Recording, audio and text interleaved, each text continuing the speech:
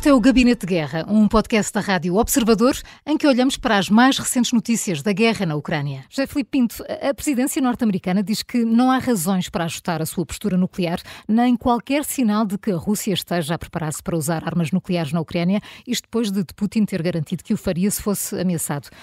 Os americanos acreditam mesmo que estas declarações de Putin são apenas uma forma de pressão? Provavelmente sim, Maria João. A guerra é a criadora, por um lado, de cenários de morte e destruição, mas ao mesmo tempo é um modo de vida, como prova a existência, por exemplo, dos exércitos, de mercenários e de uma indústria de guerra. Indústria que, no caso, portanto, dos Estados Unidos, contribui, como o próprio presidente Biden reconheceu, contribui, por exemplo, para o aumento do PIB, através, por exemplo, de um aumento do mercado de trabalho e das condições desse mercado de trabalho na ajuda militar aos norte-americanos, aos ucranianos. Ora, quando Putin ameaça com a possibilidade de recorrer a armas nucleares, importa frisar, primeiro que tudo, que essas armas não são todas iguais. As armas táticas dispõem de uma capacidade incomensuravelmente inferior às estratégicas. Depois, a Rússia é uma potência liderante, não podemos esquecer isso, da ordem eurasiana. E, como tal, no seu conceito estratégico, tem a componente de defesa, porque é dessa componente de defesa que decorre a segurança e a manutenção das fronteiras. Por isso, a narrativa de Putin, e é esta a resposta que eu dou à sua questão, a narrativa de Putin não peca por excesso no que concerne à capacidade nuclear russa. Ela existe, mas, por outro lado, apenas tem uma função dissuasora. Dito de uma forma mais clara, eu acho que Putin sabe que as armas nucleares estratégicas não são para usar, são apenas para mostrar ou para enumerar, mas no sentido de dissuadir os ataques estrangeiros. E, portanto, não podemos esquecer que Putin, que está em eleições, e apesar das eleições terem um resultado pré-anunciado, ele não quer de maneira nenhuma que estes ataques ucranianos que estão a acontecer agora com drones possam minar o moral e a segurança da população russa. Ele é o czar. Ele quer uma vitória avassaladora, que lhe permita alimentar o ego. E é por isso que este discurso é para o plano interno. E a reação de Biden tem isso precisamente em conta. Significa o quê? Biden sabe, como Putin sabe, que as duas maiores potências nucleares são precisamente a Rússia e os Estados Unidos. E sabem, um e outro, que não podem utilizar as armas nucleares estratégicas. De coisa diferente é as táticas, que em situação de recurso, a Rússia, eu estou convencido que irá usar na guerra na Ucrânia. Mas essas não têm o poder que têm, evidentemente, as estratégicas. Portanto, Biden relativizou, como se fosse Biden a falar, e o Ocidente não ameaça com armas nucleares, até porque a NATO não é ofensiva, é defensiva, é evidente que se fosse o Ocidente, hipoteticamente, a anunciar isso, coisa que não aconteceria, como eu acabei de dizer, é evidente que Putin teria uma reação também no sentido de desvalorizar. O que aqui está é uma guerra de narrativas, nada mais do que isso. Depois da Noruega e da Suécia, a Dinamarca vai introduzir o recrutamento obrigatório das mulheres para o serviço militar e alargar de 4 para 11 meses o período de serviço. Importa dizer que estamos a falar de um dos países membros fundadores da NATO e um dos aliados europeus mais ativos no apoio a Kiev. Tiago André Lopes, isto é uma questão de defesa dos países que mais tarde ou mais cedo pode alargar-se a todos, incluindo Portugal. Parece-lhe possível ou que virá a ser necessário? Essa é uma questão que terá que ser discutida, obviamente, em vários países, mas no caso, por exemplo, de Portugal, nós temos assistido nos últimos 10, 15 anos a um desinvestimento avassalador das Forças Armadas, das questões ligadas à defesa, até das questões ligadas com segurança interna, e, portanto, entrar logo na discussão de voltar à mobilização geral, incluindo também as mulheres, parece-me que não é por aí que tem que começar. Agora, que em Portugal temos fugido a questões desta natureza, temos. Que a discussão alargada a todos os Estados que participam na NATO vai demorar tempo? Vai, porque temos coisas tão simples como os Países Baixos neste momento sem capacidade de formar governo. Nós sabemos que as tentativas que estavam a ser feitas pelo VDD terminaram sem sucesso e pela geometria das últimas eleições não sabemos muito bem o que é que vai sair a seguir. Sabemos que a Bulgária se prepara para eleições antecipadas pela 6ª vez consecutiva. Sabemos que a Roménia ainda tem eleições também para fazer e, portanto, países com eleições para fazer não vão entrar nesta discussão, que é uma discussão estrutural também. E, portanto, é um sinal. Agora, é também um sinal de que a dimensão securitária está cada vez mais a apropriar-se das agendas nacionais dos Estados europeus e isso é, de facto, uma transformação que veio com a guerra na Ucrânia. E, portanto, há essa modificação. Agora, isso implica fazer escolhas e, acima de tudo, implica falar com os eleitorados nacionais e explicar Porque é que os governos, de repente, vão passar a focar nestas dimensões de ajuda militar, de reforço dos exércitos, quando durante vários anos a discussão foi sempre no sentido oposto, foi sempre no sentido de reduzir os custos com a dimensão de defesa, porque a Europa era um continente seguro, era um continente sem guerra há 7 décadas, e a NATO garantia o tal chapéu securitário, que agora já vimos pode periclitar, especialmente se nos Estados Unidos as eleições caírem para o lado republicano. José Filipe Pinto, depois de Putin ter prometido enviar tropas para a fronteira com a Finlândia, o primeiro-ministro finlandês disse que o Kremlin está a preparar para um conflito com o Ocidente, mas também sublinhou que a Rússia não é invencível. Era mesmo nesta frase que queria pegar. O mundo tem medo da Rússia e de Putin, que sabe disso e usa e abusa das palavras e de incutir avisos permanentes sobre o Ocidente. Não há forma, como se diz na gíria, de pôr Putin no sítio, ou isso é perigoso? É muito perigoso, Júlio. A fronteira da Finlândia com a Rússia tem 1.200 quilómetros.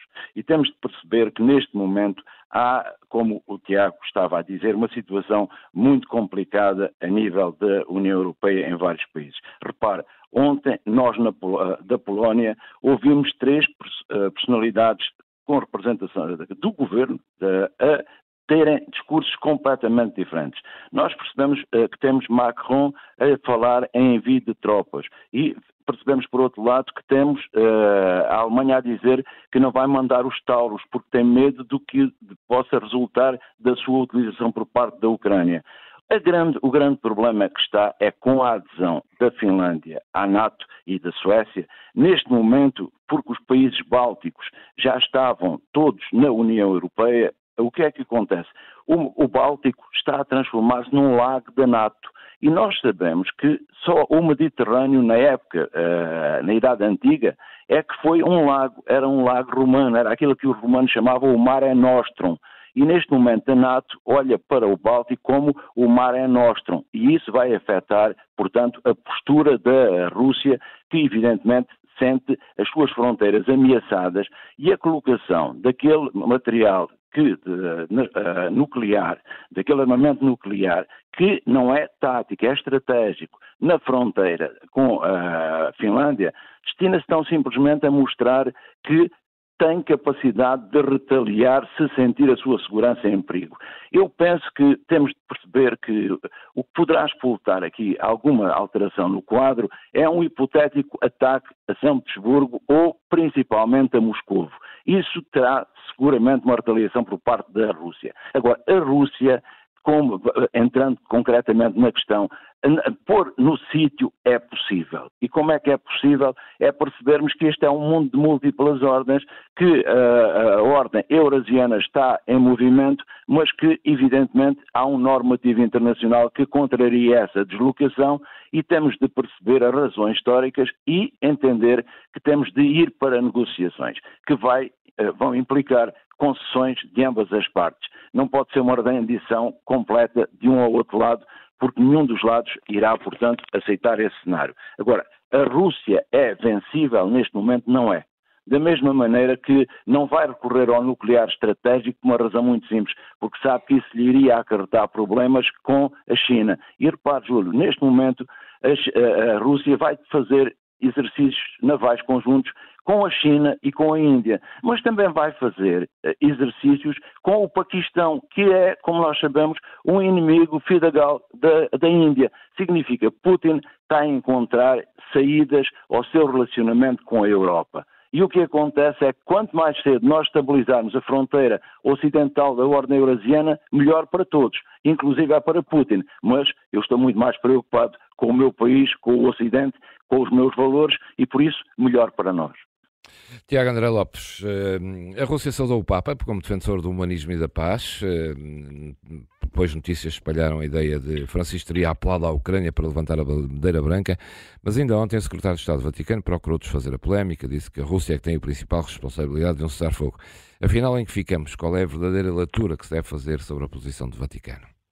Ora, muito bem. O Papa disse aquilo que disse, ou seja, o Papa de facto disse que a Ucrânia deveria ponderar ir para a mesa negociá-lo. Quando ele falou do levantar da bandeira branca, não é uma noção de rendição total, é uma noção de aceitar negociar. Nós não podemos esquecer, entre outras coisas, que o presidente Zelensky se auto-impediu de negociar com Vladimir Putin, com o famoso decreto de outubro de 22, em que diz que não negocia com o outro lado da contenda. E isso obviamente é problemático para a tal estabilização da fronteira que referiu o professor José Filipe Pinto, que ela é relevante, ou seja, essa negociação vai ter mesmo que acontecer, porque 2 anos depois, a verdade é que a Rússia continua a controlar praticamente 1/5 do território ucraniano, não houve grandes alterações, o equipamento militar que tem sido enviado com alguma escala não produziu grandes mudanças, porque os dois lados dispõem de equipamento, e a ideia eventualmente até de um ataque musculado contra a Rússia, de pôr a Rússia no sítio como há pouco perguntava, seria interessante se a Rússia não tivesse depois os aliados da Organização de Cooperação de Xangai, entre os quais a China, a Índia e o Paquistão, todos eles detentores de armas nucleares e com exércitos de grande escala que poderiam obviamente entrar nesta contenda a certa altura. E, portanto, há que ter aqui, as palavras do Papa são neste sentido mais cauteloso. É óbvio que o que é que depois o Kremlin fez? O Kremlin depois extrapolou para a noção de que o Papa está alinhado com a agenda de Moscou, nada mais errado, não foi isso que o Papa Francisco disse, e aproveitou também o facto de rapidamente Zelensky, como às vezes faz e não deveria fazer, ter logo dito que não e ter logo falado contra o Vaticano, tende a muito rapidamente reagir contra estas ofertas de negociação. Já na semana anterior, Erdogan tinha oferecido a organização da Conferência de Paz da Suíça para os dois lados se encontrarem e rapidamente também Kiev disse que não, enquanto os russos estivessem na mesa, que não iam. Sempre que a Ucrânia recusa rejeitar negociações, a Rússia aparece falsamente com vontade de negociar, não é uma vontade real neste momento, mas é uma vontade que artificialmente conseguem construir porque há um excesso de velocidade em recusar a negociação do lado de Kiev. O Gabinete de Guerra é um podcast da Rádio Observador. Vai para o ar de segunda a sexta, depois do noticiário das 9h30 da manhã e tem uma nova edição depois da síntese das 4h30 da tarde. E está sempre disponível em podcast. Eu sou a Maria João Simões.